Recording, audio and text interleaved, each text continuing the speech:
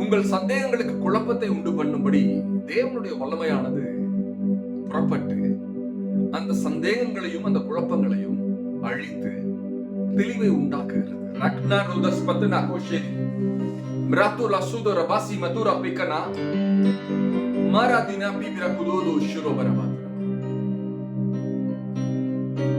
நான் diminish வாசித்தாலும் augment வாசித்தாலும் ஆவியானுடைய பாஷை மாற போறது கிடையாது.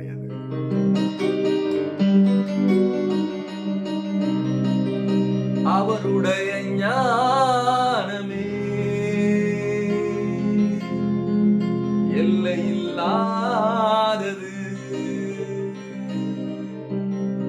அவருடைய வல்லமையே